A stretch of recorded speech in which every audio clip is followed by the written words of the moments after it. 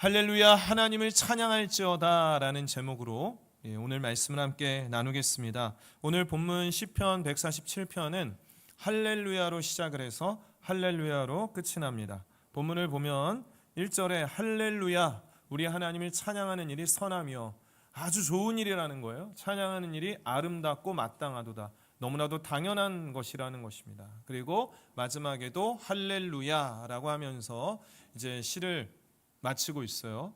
그래서 시편 146편부터 150편까지 이제 마지막 5개의 시는 할렐루야로 시작을 해서 할렐루야로 끝이 나서 할렐루야시다라고 이렇게 부르기도 합니다. 성경에 할렐루야가 몇 번 나올 것 같으세요? 약 한 50번? 100번? 27번이 나옵니다. 27번이 나오는데 그 초대교회 때부터 오늘까지 이 할렐루야라는 것은요, 이렇게 하나님을 열정적으로 찬양하는 그런 단어가 되었고, 또 성도 간에 인사할 때 할렐루야 이렇게 인사하죠. 저도 이제 찬양 인도를 시작할 때 오늘 간사님께서도 할렐루야라고 이렇게 인사를 했습니다. 우리 옆에 분들과 앞뒤에 분들과 할렐루야 한번 인사하시기 바랍니다. 할렐루야, 아멘. 너무 아름답습니다. 할렐루야 이 단어가 무슨 뜻일까요? 히브리어인데요. 할렐루와 야가 합쳐진 것입니다. 할렐루는 찬양하라, 송축하라 이러한 뜻을 가진 할랄의 강조형이에요. 할렐루가 이제 할랄, 하나님 찬양하라는 것의 강조형이고, 야는 여호와의 줄임말입니다. 그래서 하나님, 그래서 뜻은 하나님을 찬양하라라는 뜻이고요.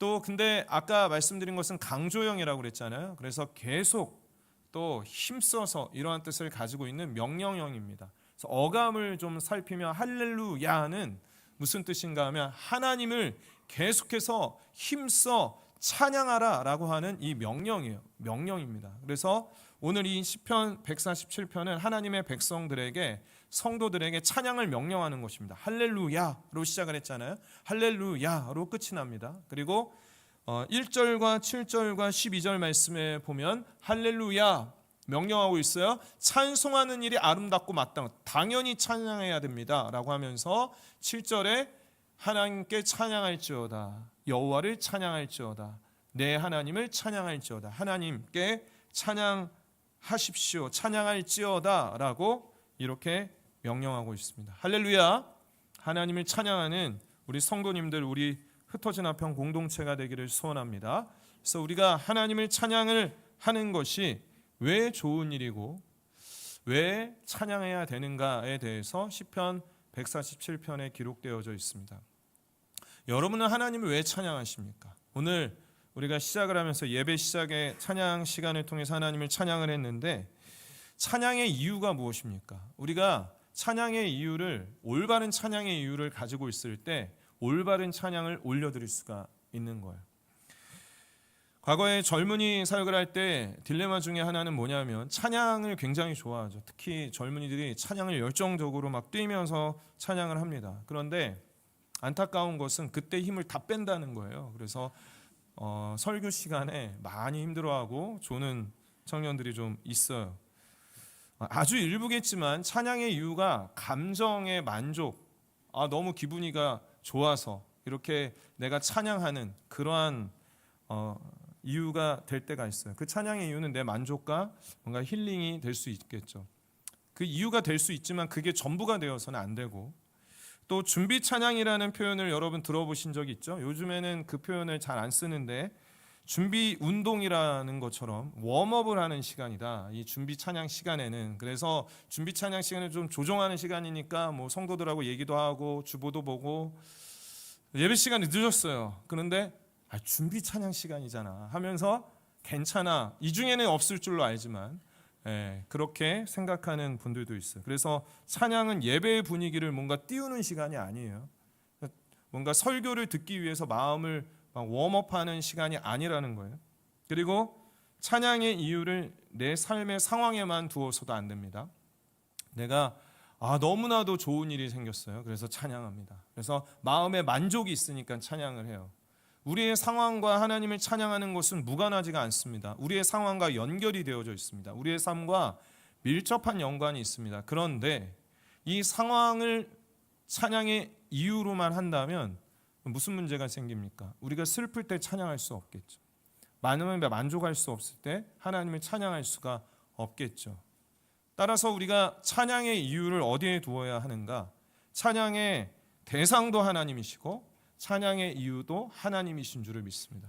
그래서 우리가 하나님을 온전히 찬양하고자 할 때 우리의 마음에 만족과 평안함도 주시고 또 우리의 상황에 따라 찬양하기도 하죠. 그러나 그게 우선되는 것이 아니라 우리가 하나님을 찬양하는 것, 할렐루야 하나님을 찬양하는 것은 하나님에게 이유가 있습니다. 하나님이 어떠한 하나님이신가에 이유가 있다라는 것입니다.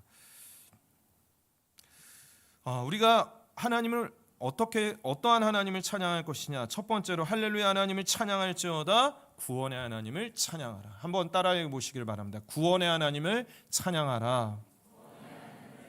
아멘. 구원의 하나님. 우리가 하나님을 찬양하는 이유는 하나님은 구원의 하나님이시기 때문에 그렇습니다. 2절 말씀을 함께 보시면 2절 말씀에 여호와께서 예루살렘을 세우시며 이스라엘의 흩어진 자들을 모으시며 라고 했습니다. 지금 하나님께서 이스라엘 백성들이 왜 흩어졌습니까? 왜 그 흩어진 자들 모으고 계시죠? 이 역사적 배경으로 남유다가 바벨론에게 멸망당했죠. 그래서 망했어요. 포로로 잡혀갑니다. 일부는 이스라엘에 남아 있어요. 그래서 일부는 바벨론에 있고 일부는 이렇게 이스라엘에 다 흩어져 있어요. 그리고 더 큰 상처는 뭐냐면 예루살렘 성전이 무너진 거예요. 70년 동안 포로 생활을 하면서 너무나도 억울한 일을 많이 당합니다. 배고프고 힘들고 사람 취급받지 못하고 그러한 많은 상처 가운데 살아가게 돼요. 우리나라도 일제강점기 35년의 상처가 있죠. 그래서 그때 강제징용도 당하고 또 위안부로 징집당하기도 하고 또 토지도 빼앗기고 노동력도 착취당하고 또 문화말살 정책이라고 해서 이름도 바꾸고 많은 것들을 제한당하고 속박당한 그러한 상처가 있습니다. 그래서 우리가 일본은 가위바위보도 지면 안 된다는 생각이 있어요. 근데 최근에 안타깝게 한일전 좀 축구 패하긴 했는데 농구는 이겼더라고요.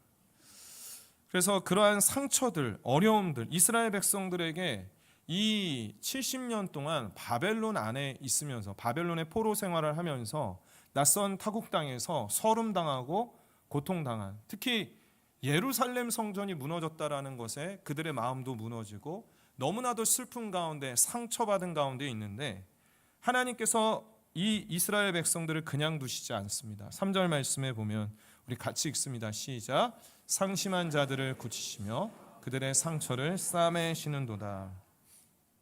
하나님께서는 선지자들을 보내셔서 내가 너희를 회복시킬 것이다 라고 말씀하셨고 그 말씀대로 70년 만에 바벨론의 포로로 잡혀있고 상처받은 그 이스라엘 백성들을 다시 예루살렘으로 불러 모으십니다.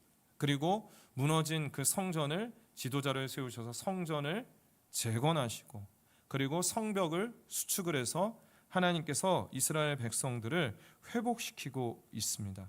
바로 이스라엘을 포로에서 회복시키신 하나님은 구원의 하나님이시죠. 그 구원의 하나님을 찬양하라라고 하고 있는 것입니다. 우리가 하나님을 찬양할 때 가장 큰 이유는 하나님이 우리의 구원의 하나님이시기 때문인 줄 믿습니다.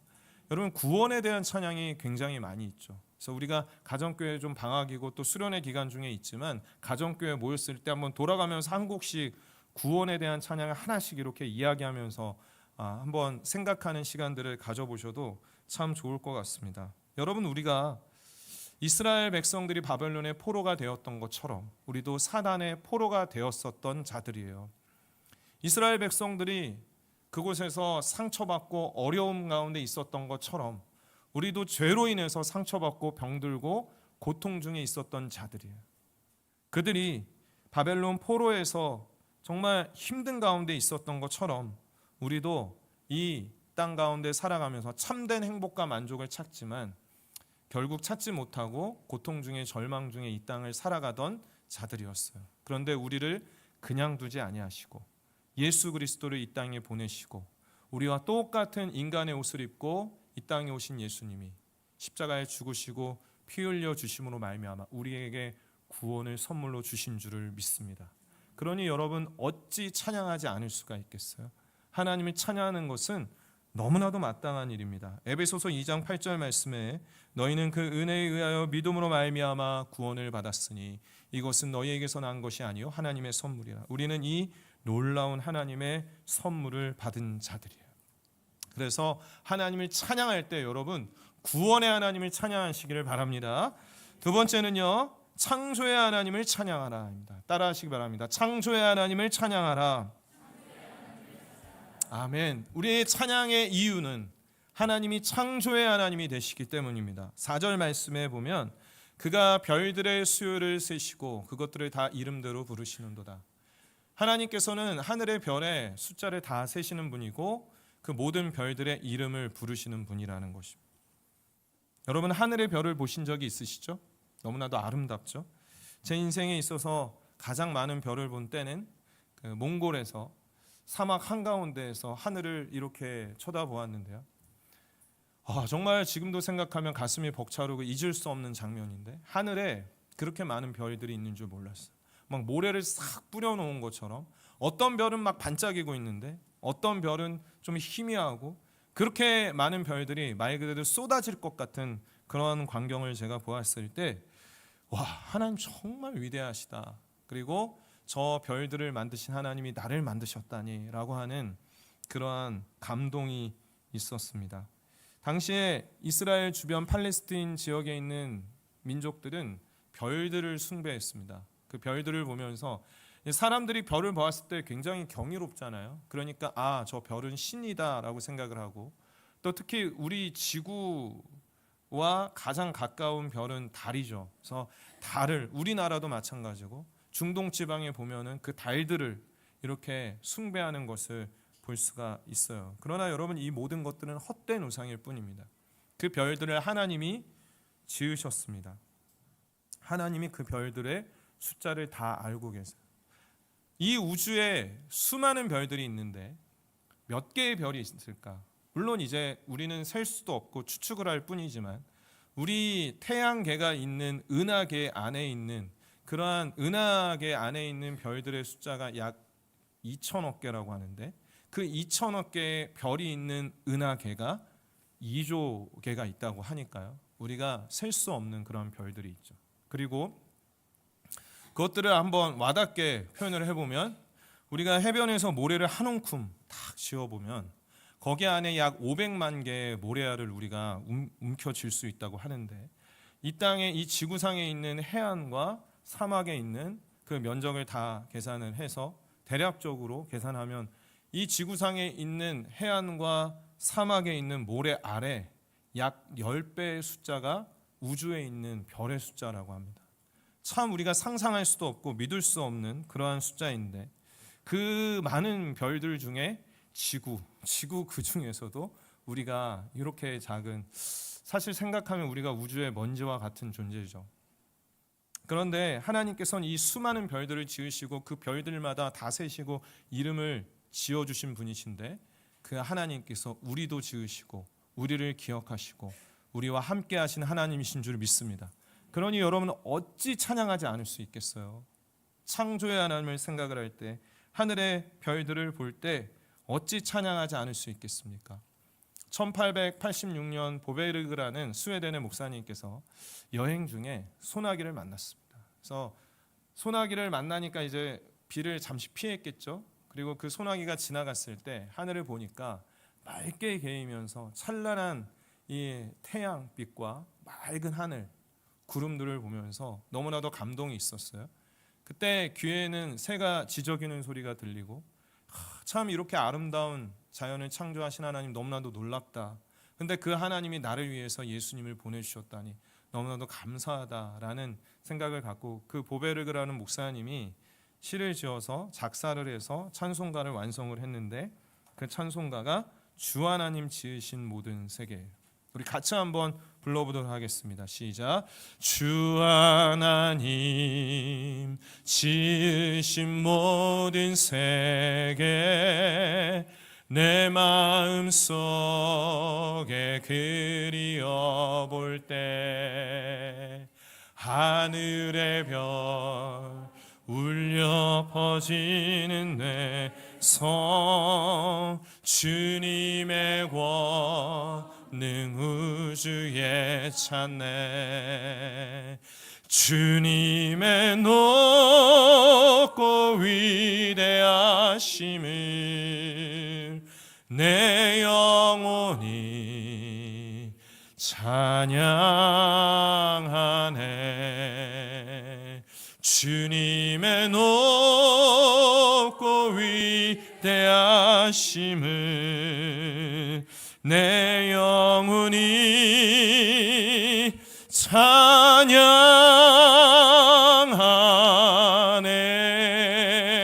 찬양하네. 우리가 자연을 볼 때, 또 아까 우리가 찬양한 꽃들을 볼 때, 푸른 바다를 볼 때, 아침에 해가 뜨고 저녁에 노을을 볼 때마다 창조주 하나님을 기억하며 하나님을 높이기를 바랍니다. 그 별들을 만드시고 하늘에 띄우시고 모든 별을 세시고 이름을 지으신 그 하나님이 나도 지으신 줄을 믿습니다. 하나님을 찬양하는 자 되기를 원합니다. 시편 139편 1절과 13절 말씀에 보면 여호와여 주께서 나를 살펴보셨으면 그 하나님이 창조의 하나님이 나를 살피시고 나를 아십니다. 주께서 내 내장을 지으시고 나의 모태에서 나를 만드셨나이다. 그러니 우리가 얼마나 존귀한 존재예요. 하나님께서 지으신 존재. 5절 말씀 우리 함께 읽습니다. 시작. 우리 주는 위대하시며 능력이 많으시며 그의 지혜가 무궁하시도다. 아멘. 마지막으로 세 번째로 할렐루야 하나님을 찬양할지어다. 연약한 자를 돌보시는 하나님을 찬양하라. 따라해 보시기 바랍니다. 연약한 자를 돌보시는 하나님을 찬양하라. 아멘. 10절 말씀인데요. 10절 말씀에 보면 여호와는 말의 힘이 세다 하여 기뻐하지 아니하시며 사람의 다리가 억세다 하여 기뻐하지 아니하시고 말의 힘이 세다라는 것은 이 말은요. 우리가 말하는 그 말이 아니라 그 동물 말입니다. 그래서 말의 힘이 세다라는 것은 군마, 아주 튼튼한 말을 탄 그러한 군사를 생각하시면 좋고 또 다리가 억센 사람은 전쟁에 힘이 있는 군사를 가리킵니다. 그러니까 이 군사들은 하나님을 의지하지 않아요. 자기의 강함, 내가 좋은 말을 타고 있고 나의 다리가 이렇게 튼튼한데 라고 하면서 하나님을 의지하지 않는 교만한 자를 가리킵니다. 그러한 자들, 스스로의 능력을 믿는 자들 하나님 기뻐하시지 않습니다. 그런데 하나님이 기뻐하시는 자는 누구인가? 11절 말씀에 보면 여호와는 자기를 경외하는 자들과 그의 인자하심을 바라는 자들을 기뻐하는도다. 하나님이 기뻐하시는 자는 약할지라도 가난할지라도 하나님을 의지하고 하나님을 두려워하며 하나님의 인자하심과 사랑을 간절히 구하는 자를 하나님께서는 기뻐하신다라는 것입니다. 제가 약 한 달 전에 약함 자랑이라는 제목으로 주일 말씀을 전한 적이 있는데요. 여러분, 우리에게 약함이 자랑이 돼요. 왜냐하면 그 약함으로 인하여 우리의 부족함으로 인하여 하나님을 더 간절히 바라보고 하나님의 능력을 더 깊이 체험할 수 있기 때문이죠. 그래서 하나님이 기뻐하시는 자는요, 이렇게 하나님을 약한 자, 하나님을 경외하는 자라는 것입니다. 오늘 본문 말씀 8절 말씀에 보면 이 8절 말씀을 잘 한번 관찰해 보십시오. 그가 구름으로 하늘을 덮으시며 땅을 위하여 비를 준비하시며 산에 풀이 자라게 하시며. 얼마 전에 우리나라에도 참 많은 비가 내렸는데 구름으로 하늘을 덮으시는데요, 하나님께서. 그리고 땅을 위해서 비를 준비하신다라고 했습니다. 이 말씀을 보면 하나님이 구름을 준비하시고 비를 준비하시는 이유가 무엇입니까? 이것이 이제 비를 준비한다, 내린다라는 것이 중요한 게 아니라 왜 그 비를 준비하셨다라는, 왜 비를 준비하셨냐라는 거예요. 그 이유는 뭐예요? 한 글자, 풀 때문에 그래요. 풀이 자라게 하시려고 하늘을 구름으로 덮으시고 비를 준비하신다라는 거예요. 저는 이 말씀을 볼 때 참 놀라웠습니다. 하나님이 하늘의 구름을 덮으시고 비를 준비하시는 이유가, 여러분, 풀은요 너무나도 참 보잘것없고 부족하고, 언제 풀이 자라고, 우리가 길가에 있는 풀을 볼 때 그냥 스쳐 지나가지 않습니까? 언제 자랐다고 언제 말라 죽을지 모르는 그런 약한 것이죠. 무가치하고 별로 중요하지 않은 것인데 그 풀을 자라게 하시기 위해서 하나님께서 비를 준비하신다라는 것입니다. 여러분, 풀은 바로 우리를 가리켜요. 온 우주 가운데 우리는 너무나도 무가치하고 연약한 존재인데 우리를 기억하시고, 이렇게 연약한 우리를 기억하시고 하나님을 바라는 우리에게 하나님께서 은혜의 비를 듬뿍 내려주시는 줄을 믿습니다. 누가복음 12장 28절 말씀에 그래서 예수님께서도 이렇게 말씀하셨어요. 함께 읽습니다. 시작. 오늘 있다가 내일 아궁이에 던져지는 들풀도 하나님이 이렇게 입히시거든 하물며 너희일까 보냐 믿음이 작은 자들아. 예수님께서 자신의 백성들이 걱정하고 고통 중에 있죠. 삶에 많은 현실의 문제들이 있죠. 그러한 중에 많은 염려가 있습니다. 그런데요, 우리의 시선이 어디를 향해 있는가? 하나님께서 말씀하시는 것은, 예수님께서 말씀하시는 것은 뭐냐면 한번 풀을 한번 봐라. 그 무가치하고 작은 그 풀을 한번 봐라. 근데 그 풀을 하나님이 먹이시고 입히시고 그 풀을 위해서 하늘에서 비를 준비하신다. 하물며 너희들일까 보냐라고 하고 있습니다. 여러분, 우리에게 이러한 믿음이 있기를 간절히 소원합니다. 들풀을 위해서도 하나님이 구름을 준비하시고 비를 내리시는데 하물며 우리일까? 하나님께서 연약한 우리를 돌보시는 분이십니다. 그래서 우리가 하나님을 찬양할 수 있는 것. 하나님 어떻게 나라는 존재를 위해서 예수님을 보내주셨습니까? 하나님 어떻게 오늘도 나와 이렇게 함께 하십니까? 하나님 감사합니다 라는 그러한 찬양을 올려드리기를 바랍니다. 오늘 예배를 마치시고 집에 돌아가실 때 길가에 있는 한번 풀을 한번 살펴보십시오. 있었는지도 모르는 그 풀을 보면서 저 풀도 하나님이 입히시는데 나도 입히시는구나 라고 말하면서 하나님 앞에 찬양을 올려드리기를 원합니다. 우리 12절 말씀을 우리 힘있게 선포하며 함께 찬양합니다. 시작. 예루살렘아 여호와를 찬송할지어다. 시온아 내 하나님을 찬양할지어다. 찬양은 명령입니다. 할렐루야는 하나님을 찬양하라입니다. 우리는 하나님을 찬양하는 존재로 부름을 받았어요. 비로소 우리는 하나님을 찬양할 때 기쁨과 만족을 누릴 수가 있습니다. 우리가 찬양하는 이유가 무엇이라고요? 우리의 감정의 만족을 위해서도 아니고 우리의 상황의 조건을 따라서도 아니라 우리가 찬양하는 이유는 오직 하나님께만 있는 줄 믿습니다. 하나님이 어떠한 분이신가? 함께 우리 힘있게 읽겠습니다. 우리 찬양팀 나와주시고요. 같이 읽습니다. 시작. 할렐루야 구원의 하나님을 찬양하라. 할렐루야 창조의 하나님을 찬양하라. 할렐루야 연약한 자를 돌보시는 하나님을 찬양하라. 아멘. 우리 시간에 말씀을 기억하면서 함께 찬양하겠습니다.